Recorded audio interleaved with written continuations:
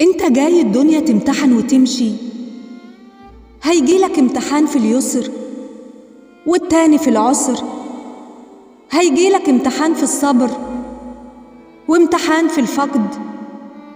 هتختبر في أخلاقك ومبادئك وطموحك ومشاعرك، هتتحط في مواقف محيرة محتاجة قرار، وهيتعرض عليك أمور سهلة ومغرية ولكنها مهلكة.